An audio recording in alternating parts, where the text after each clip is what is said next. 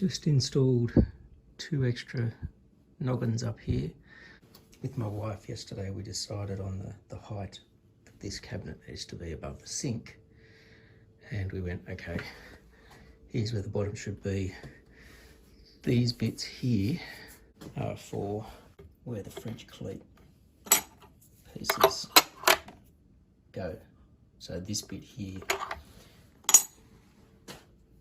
will screw directly into these so that I can just lift the cabinet up and plonk it down, and we've got a bit of a gap, maybe about that much, before it gets to the top.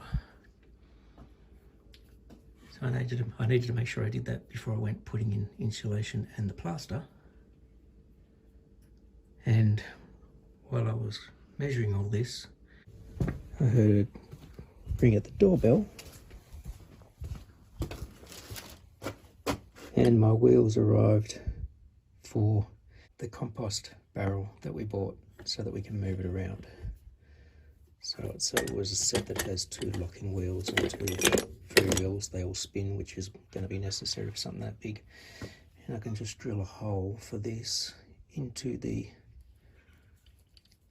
base bottom legs of it. Screw the wheels in. So I'm going to do that so that can actually be usable.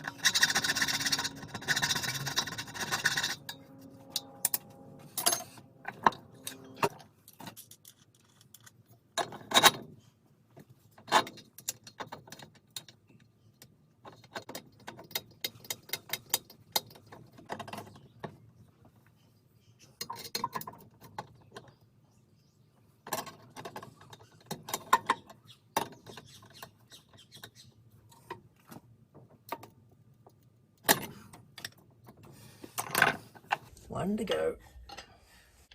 It's annoying because there's barely enough room for that to fit inside the tube. The size of the nut compared to the tube, there's just enough room to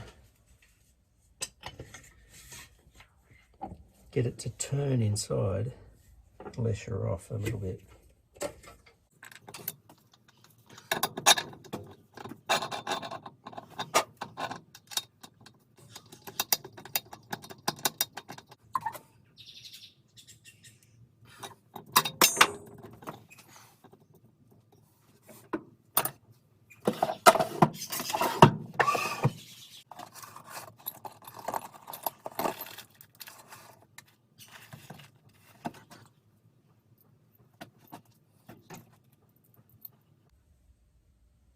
Dropped one of these somewhere.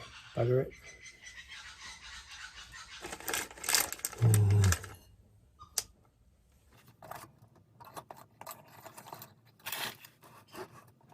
Would have been when I was getting that drill bit out.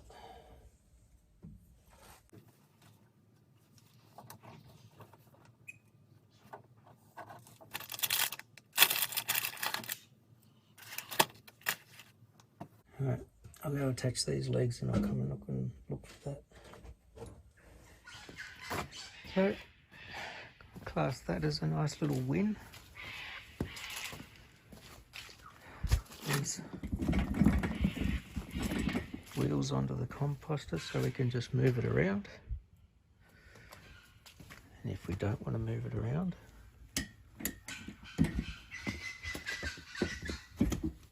knock the front wheels.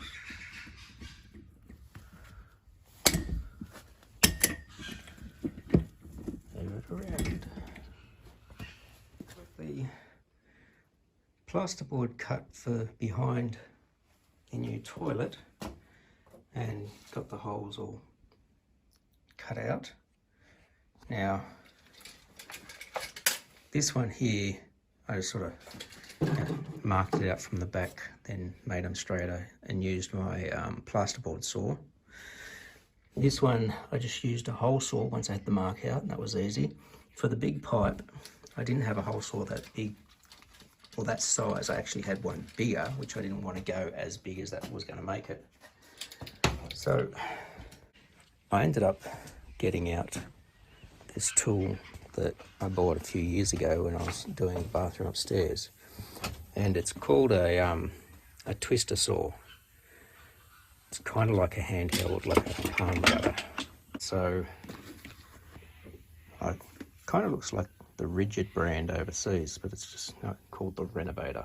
So it was one of those things that was, as seen on TV, Big W here sold it, which is kind of like Walmart in the States. It came with all these different cutters and parts and that sort of stuff. But it came with this handle, which is a hole cutting guide, and it just screws onto the base plate, and you've got this adjustable center. It has a gauge on both sides, inches on one side, millimeters on the other, I think. Not exactly sure on that. I'd have to have a close look. But anyway, what I did is I marked out the hole on the back of the plasterboard, found the center, and then got this marked out by putting this in the center. Like I just popped a hole through the center of the hole. Use this to get the exact position for the outside of the circle, and then swapped them over, sat that in the hole, and then just ran that around.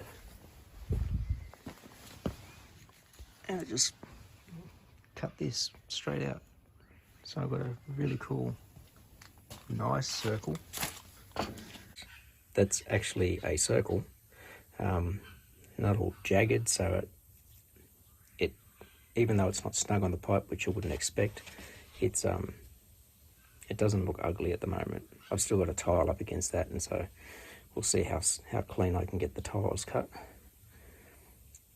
But that's in position, so that can be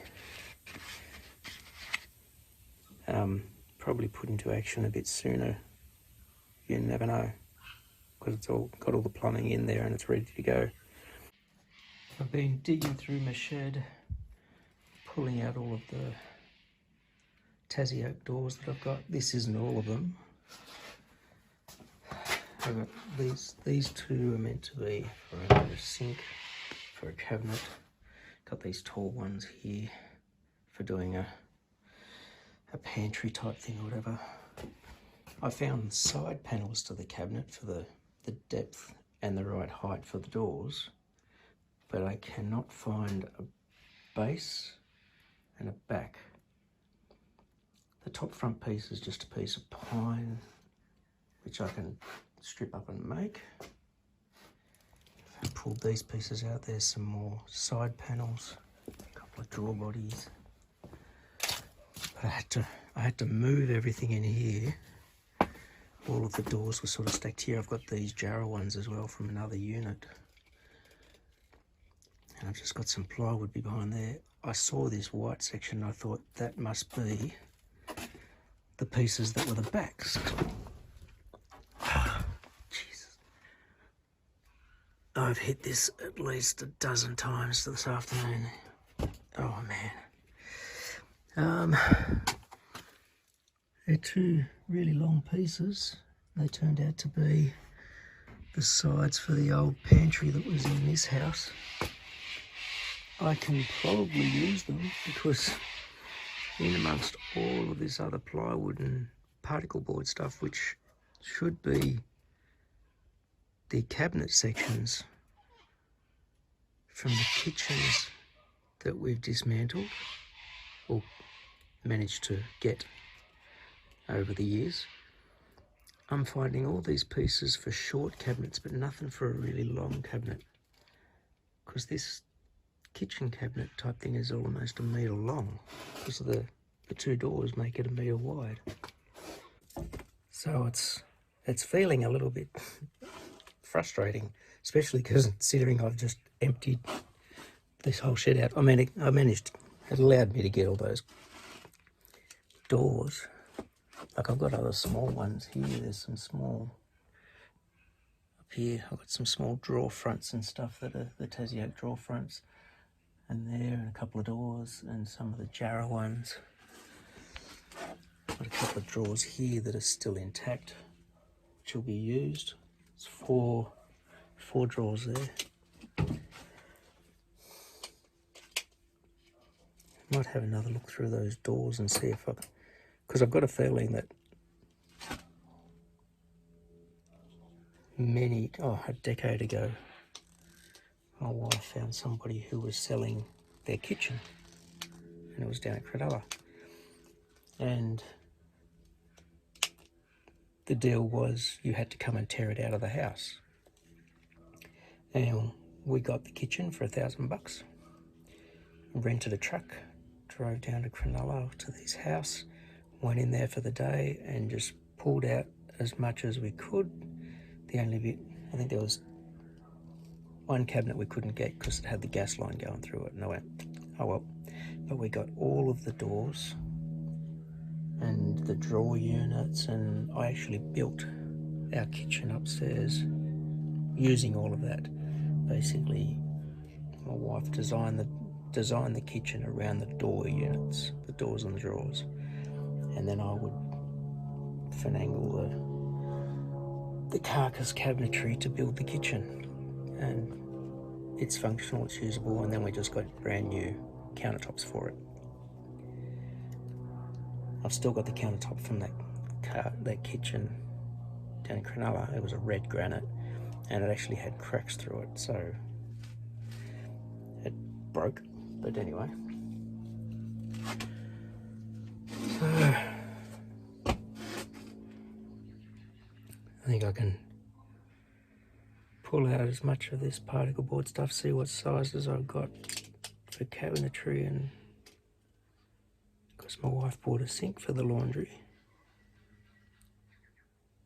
And it's about 800 long, so if I can find some shorter, like narrower doors, that might be better. The other thing that I got done today was this is the top cabinet, corner cabinet that's meant to go up here, and the door opened the wrong way, so I've redone the hinges so that it will open that way rather than into the door. And I've got this piece of wall up temporarily. It's just a couple of screws, made a little cubby hole thing which will still need to be lined. Put a power point where we'd like it to be, or where I think we'd like it to be. I've got to double check that with my wife, because she did say on this side, but I don't know whether she wants it lower. I think that's a good height. Anyway, I'll keep going. It's 4:30 now. I'll lose light soon. I've got to get what I'm not using back into the shed. So after spending the better part of yesterday afternoon sifting through the shed trying to find melamine particle board to build the cabinet for the sink downstairs, and thinking I've come up with an elegant solution by using the 3 doors to make a 3-foot cabinet or a 900mm cabinet rather than an 1100 for the other 2 doors. When I described that to my wife, she went, "Nah, that looks stupid. I want just the 2 doors under the sink." And I said, "Well, I'll have to buy new sheets of melamine." And she said, "We'll go and do that." And I started trying to work out, like, I've got all the end parts. See, she said to me, "What about all the cabinets from that second kitchen we got?" And I said, "Well, most of the stuff that we got from that kitchen were single cabinets, and most of their doors and drawers. 1 corner cabinet, so I can't use that stuff. But there was also a lot of stuff in those cabinets that weren't any good anymore, which is probably why the people were pulling it out. The best part we got out of it was all the doors." Heading down to buy a couple of sheets of melamine, and I'm buying a couple because there's going to be more cabinets I've got to build, just to make the base and the back of this cabinet, which is the main reason I need the melamine, will take more than half a sheet because of the height of the cabinet. I tried seeing if the Bunnings up here in the mountains had them, so I didn't have to go all the way down the mountain, but they did not have it in stock, so it's only the Penrith store. So I'm heading down to the Penrith store, which on a plus side, I can return some stuff that I'd bought in excess, just in case type thing for the last job I was doing. I can return that stuff, get the money back for that, which will, I think, cover the cost of the melamine. If I head down and do this, I can get that cabinet built today. And I'm going to get some of those adjustable feet for under kitchen laundry cabinets. I've got 4, but for something that long, I think I'd need something in the middle as well. So I can grab a couple of those. I thought I had more, but I didn't. They're left over from the kitchen build. Well, while I got what I needed, stuff hasn't gone exactly to plan. You can't see out my back window. And that's because when I was preparing to come down, I grabbed a couple of 2x3s so that they could be down behind the cab and up onto the tailgate of the tray to support the melamine sheet that I was going to buy, because I didn't want to just hang it off the back of the tray. And with the pieces that I had, the sheets would sort of overhang about a foot maybe, overhang those, so they'd be supported. And when I went in there and got it all set up, I looked down in between the wheel wells, especially once I put the 2 bits of wood down there, and it was like, that doesn't look like 4 foot. So I grabbed the tape measure and measured the distance, and it's not 4 feet in between the wheel wells. And I should have thought of that, because the van wasn't 4 feet between the wheel wells, which is why I had to build that tray above it. I've had to put it in the tray so it's down against the tailgate and up on the bar in the back and up above the roof. So it sticks up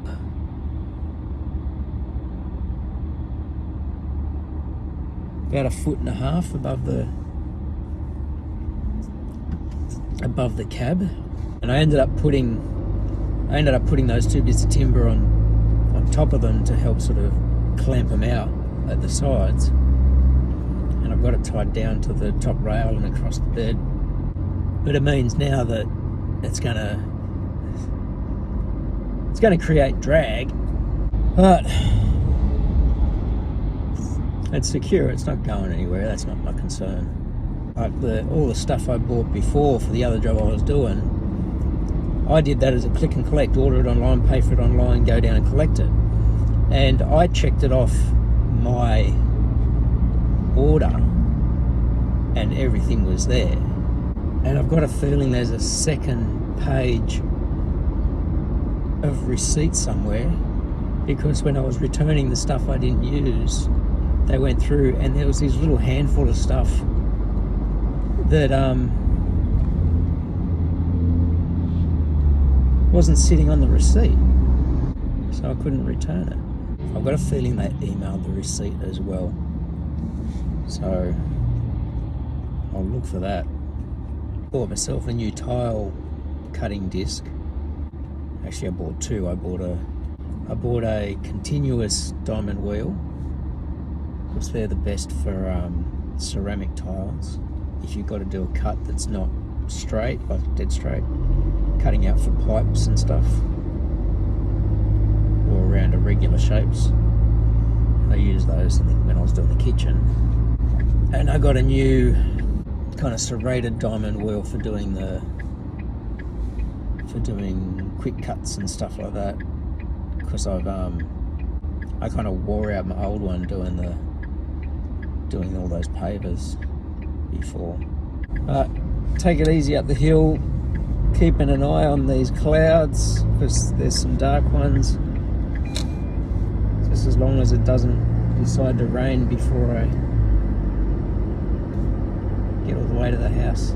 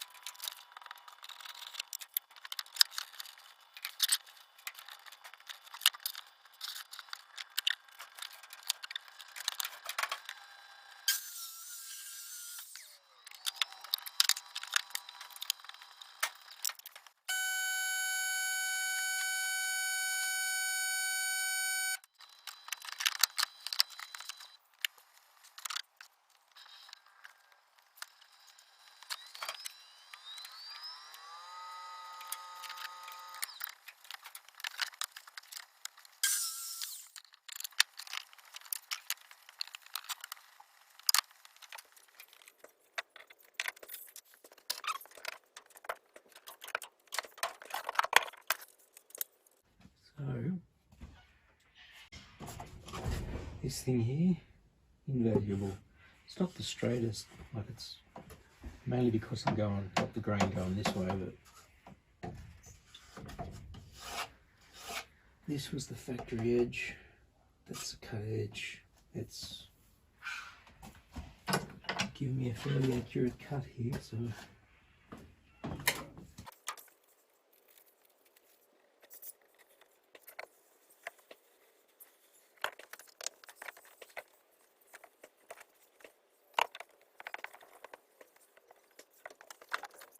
I really should look for one of those laminate trimmers, but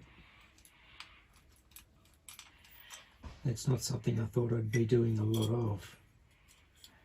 But now that I've got to do this laundry, it might be worth looking into.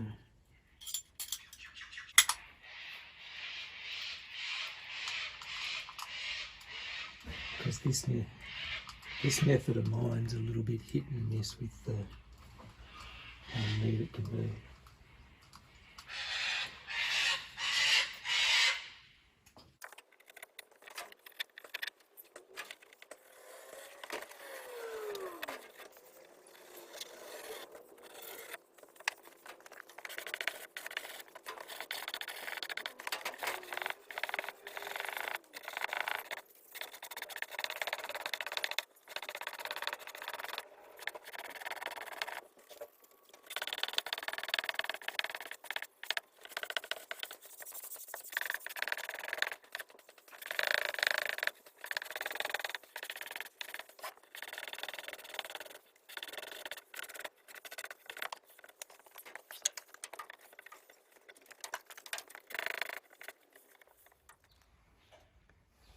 Not too bad.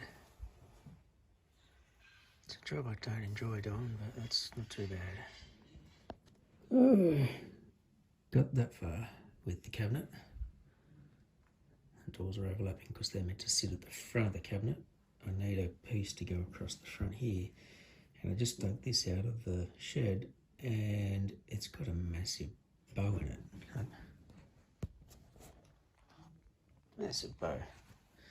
But constructed, got adjustable feet on there. That's where it's going to be basically going. I just got a frame in behind it. Kind of wishing I'd gotten further along with it, but because I was making that as the first thing when I got back here, and that works great. But you can see the difference in size of the base plate. This is the AEG base plate to the blade. This is the Makita base plate to the blade. So I couldn't use my old one. And so that's a 4-foot one. The sheets that I actually got were 4 foot. That one's a 1200. And the sheets that of melamine I got were 1210. Or a little bit over, but not quite enough to be 4 foot. And I think a lot of the time they make the melamine slightly bigger so you can clean up your edges if possible. Like do your rough cuts, then come back and do a cleaner cut, because it does chip a lot with the circular saw blades. Anyway, I'll try and get that finished up tomorrow, and I think I've got another piece of pine that I can rip down to make a piece to go across the front there, and then I can attach the doors, find a couple of hinges. I've got quite a lot of those European style flush mount hinges. Gonna sign off for now. It is getting quite cold again. Didn't get any rain, so that was pleasing. Didn't actually measure how much I've got of that sheet left, but it's a little under half, because the two pieces were 720 and 550, which add up to more than a half of a sheet.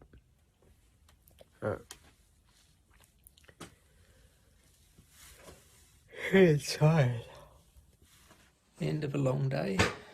First thing I did today was I fit the doors to the cabinet that I made. So it's just a big open box, scrounged around scrounged around for hinges that had fit. This already had the holes cut, so I just looked for hinges out of the many that I've got, that I've collected.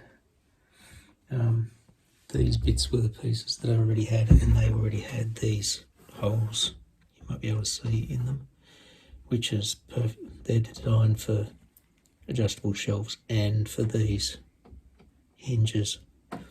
So the doors actually, once I found the hinges, the doors actually weren't too hard to go on.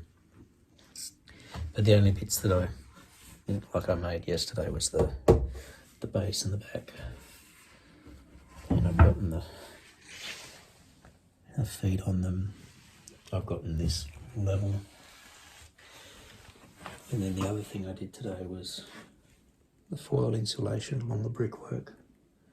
And then this frame goes from just here where there's a pylon to the next pylon.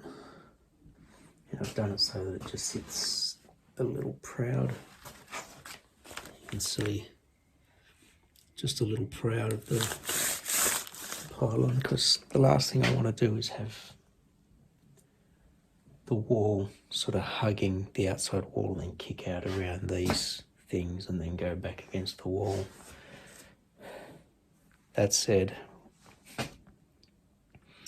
we're talking about where the laundry tub and the washer and that sort of stuff's going to go. Well, the laundry tub's going to be here, so that's getting moved when I get the plumber to come out. But the washer and dryer will go here, and they're going to maybe nestle back a bit so they don't stick out into the room so far. But that will kind of be, like, my wife showed me a picture she saw where there was like a shelf that's kind of level with your wall, and the washer and dryer and stuff sat in underneath that shelfy bit, because that's where all your utility pipes and stuff are. But then the rest of the wall's out here level. Oh, that's one section done. Sits out a fair bit because of the bricks, but it looks like it sits out even further because I've used the 2x3s here, because it's not a structural wall. And I wanted to do that because on that side 2x3s will basically mean that it won't come out from the wall so far. So I just bought a stack of 2x3s rather than 2x4s. Put a couple of extra bracing from the outside bearer or joist to the next one, so that I had somewhere to screw the wall at the top. And that also means that there's something for the plasterboard for the ceiling to attach to there. It's all dark out now. Had the lights set up for the last couple of saw cuts that I had to do. But I just got to close it up. Close up this shed here. Get stuff put away. It's starting to look like a powder room. Getting some insulation and the sheeting on. The toilet's pretty much ready to be installed. I've still got to do some work on the vanity. I've got a cubby hole cut out there, which is going to have tiles on that. Spot for a PowerPoint. In there's going to be, this cabinet is going to be there. So just up there you can see the little chalk line there, that's where the bottom of it will be. Ooh, not that one. That one. So that's the cabinet will be about there. And I've got some blocks of timber in for where I need to have the hot and cold water spigots put in. So this is what I need to get the plumber in to do, so they can come in and put in the hot and cold water spigots there. They'll probably just run those off those there. We're going to get these lowered down so that they're down behind the machine, and I'm going to get the plumber to run a line from here and go across here through this little gap here and then down behind the framing to be in here for where the sink will be, so that it doesn't have to, because the old plumbing's here, we don't want it having to come out and around this pylon, the brick pier. So it's starting to make progress. I'm not going to do any framing here until I get the plumber in, so he's got a free rein to do the pipe work there and all here, and then I can frame in front of it. This bit here he'll need to go behind, but I needed to do that so that I could get, I've still got to put a block of timber down here in between these two studs, because this is where I want the hot and cold spigots. So I've got to put a block of timber, like a stud, a noggin, in between these two studs, down below the cabinet top, low enough so that I can have the water connection for this sink. So it's all kind of making progress. The framing on this side of the wall is going to be a lot easier because I don't have to deal with windows. So it's just going to be straight framing, except for where I've got to put it in between these joists, because the joists will end up being, well, these are bearers. These bearers will end up being like feature beams through the top of the room, and the ceiling will be right up against the joist from above. Got some sound deadening insulation for this spot, so when you're down here you won't hear the sound up there quite as much, from up there as much. But I'm pretty pleased with this. Is starting to come together and make progress. Yeah, I'm happy with that. I think even if the plumber's not here soon, I want to get the sheeting on this wall, because once I get the bottom sheet in, then it's easy to get the top sheet on, because you've got somewhere to sit it. And then if I need to, I can take the bottom sheet back out, and for the plumber to get in there. But if I get the sheeting up the top, then I can start prepping and like get the cabinet up there and know where stuff is going to go. Yep, coming along well. Finally. Well, it's the start of term 3. School went back today, staff development day. I couldn't go to work today because we're expecting deliveries today, which I needed to be here for, and I told my boss that, so he was okay with it, but I've got to put this down as either sick leave or long service leave. But I'm returning to work tomorrow, so I need to be back in the classroom. I've got year 12 students who need me there. Apart from my voice, which comes and goes, like I'm not getting out of breath and all that sort of stuff like I had last term, and everything that came back from every medical test said everything seems fine, we just can't figure out what's going on with your voice. Anyway, most of today, because they still need staff to physically distance, stuff today was going to be via Zoom meetings and things like that. In fact, we've got a video thing coming up in about 5 minutes. So I logged on to try and get into the Zoom meeting, and Zoom's not working for the department. So, kind of seems a little bit anticlimactic, a bit pointless. I messaged people and said, like, I can't log into Zoom, what's going on? And one of my staff messaged me back and said, yeah, the first staff meeting's being held in the Snake Pit, which is a section of our school that's fairly open. So they were doing a staff muster there in the morning, and then they'll go back to staff rooms and log on for the message from the Secretary of Education. So I'm going to log on for that.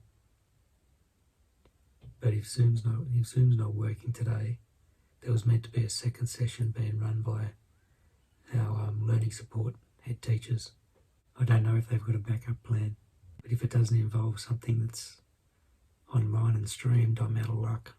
But yes, back to full time at school from tomorrow.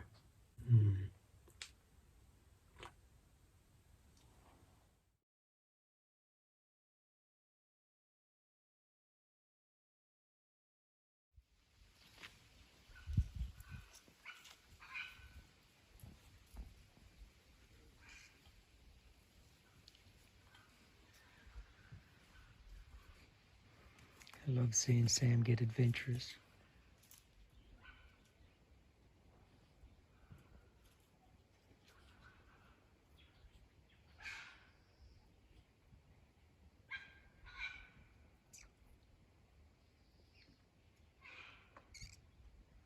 He's never had access to this part of the yard, ever.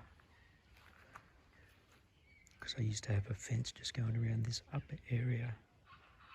And it came up and around here. And all down there used to just be all the bamboo and everything that was running rampant, so it was a scary place to walk down. So it's really nice to see